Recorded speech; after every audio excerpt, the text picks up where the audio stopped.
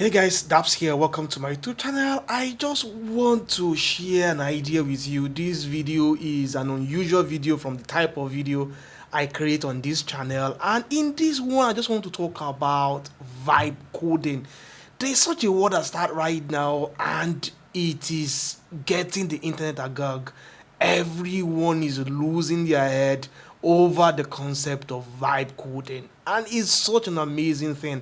And one of the reasons why you may also be watching this video is because you have heard about vibe coding and you want to learn more about vibe coding, and you just want to imagine what this crazy dude wants to say about vibe coding. But there is truthfully a lie out there about vibe coding that no one is saying anything about, because there is just this subtle concept about vibe coding to sell something to you, and then it's just laced with something that is a lie.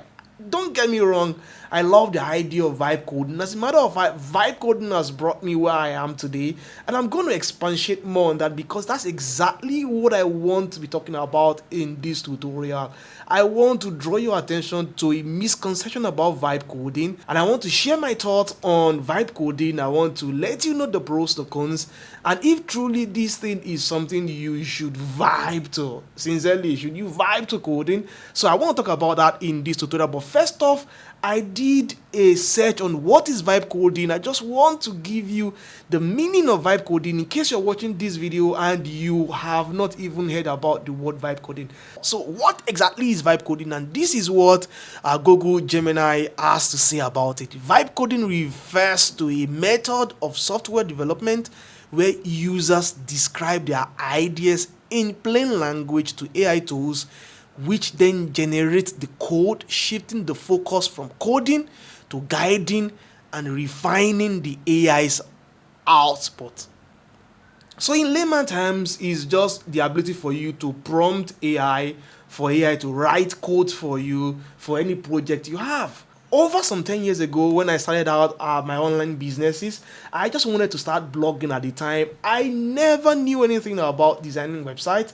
I just, as usual, had a thought in my head and I spoke to a developer about it to design it for me. It's that simple. That was what it used to be a decade or more ago. But welcome to 2025, where you have any idea in your head, you just want to find the nearest AI and just tell them, can you come up with these ideas? So it's fantastic. As a matter of fact, I am looking at all these AI tools right now, and I want to also be sharing those tutorials here on this channel because I want to believe that a lot of my audience, as a matter of fact, I believe YouTube tells me that a lot of my audience right now are interested in vibe coding, in AI coding. Basically, they just love those content and they are watching all those content because I see the analytics on my dashboard. So it's fine. I would also be sharing those tutorials over the time here on this channel because the world is changing. But there is a lie, and that lie is that vibe coding is a new concept. It's not a new concept.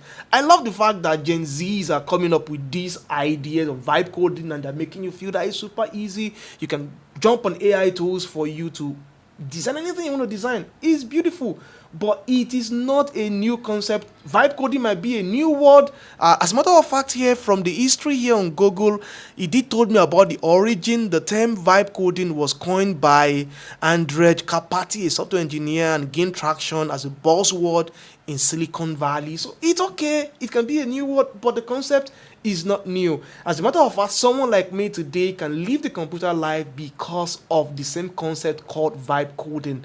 So like I said earlier, when I wanted to start designing a blog, I had a developer, and the truth is that this guy was ripping up every little penny I had for everything I wanted to do. So I told myself, can I really do learn how to do this? When I now looked into web design and development, and then I realized that I don't even need to write a piece of code to design a website.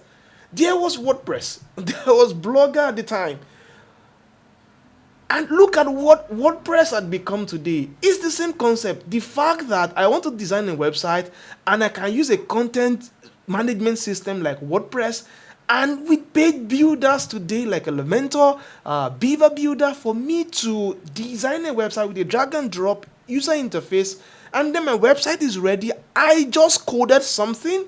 The code is just back end and I have a front end page builder interface for me to design whatever I want to design. The truth is, if you use a page builder like Elementor, like Whippy Bakery, like whatever page builder out there you use in WordPress or even outside of WordPress, whether it's Wix, whether it is Webflow, whether you are using Figma or Framer, whatever it is you're using to design anything online, whether it is a website, it's an app, or whatever it is vibe coding, because you're not writing a piece of code, you're doing the same thing these AI tools are doing for you. The only difference between this and that is that one is like a drag and drop interface where you manually design things yourself, and this new one is just that you maybe just come up with prompt to design things. So that's just the addition to all of these things called vibe coding. So it's a lie if you think vibe coding is a new thing. And then finally, I just want to just clarify, if you ask me, what would I rather? Would I rather go the vibe coding route using all this AI tool like Bolt, like Lovable, like all of, there are just a bunch of them out there right now that would literally just help you design anything.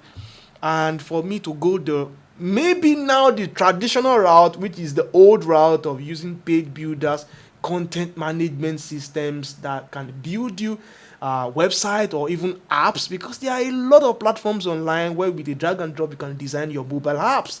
So would I go that route, or rather go the route of the vibe coding? Maybe I should call this vibe coding, and then I call this traditional no-code AI tools. Maybe that's the right word, because I really don't know the right word to use right now. I want to believe that over time people would respond to all of these things, because these things are pretty new. People would definitely just want to have their own say about this.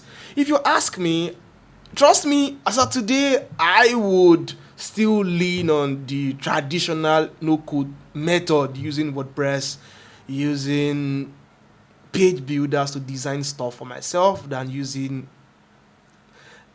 no-code tools like Bolt.new, like Lovable, like V0, and all those are fantastic AI tools that are just coming up. They're coming up and they're writing codes for you.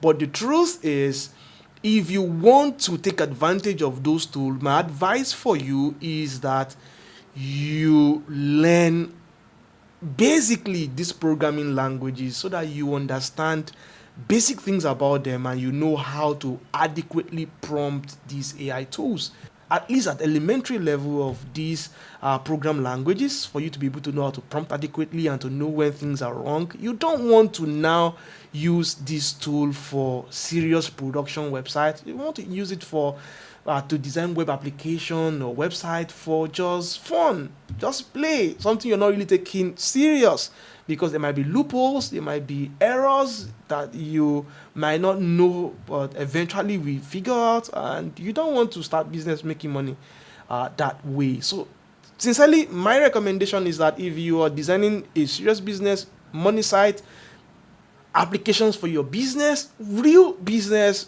you can rely on vibe coding. I would still tilt more to traditional AI tool. I will use WordPress, I will use Framer, I will use Figma to design stuff. And if I get stuck, I can easily hire a developer, because there are tools out there. If you use content system management like WordPress to design website, there are 1,000,001 plugins to help you solve your problem. You don't need to worry yourself about prompts. You just need to search what plugin can solve this problem. You would see a plugin, a free plugin, paid plugin to get the job done, and the makers of this plugin can even help you customize it. It's simple. I still find the traditional no-code method still workable than the new vibe coding method, and that's it for me. So you want to make sure that you check these things well before you use these tools to design yourself serious website or serious applications, as the case would be. And that's my time for this tutorial. If you find it useful, give me a thumbs up. Do let me know your comment about this, your opinion about vibe coding, AI coding in the video description. Have you tried this tool before? Has it worked for you? Did you get stuck? Whatever experience you have just trying out vibe coding, what are your resentment? What are the things you like about it? What do you disagree with what I've just said? Just let me know in the comment section. I'll be looking out for them. I really want to vibe with you guys on this one, sincerely. I'll see you again, and until then, stay cool.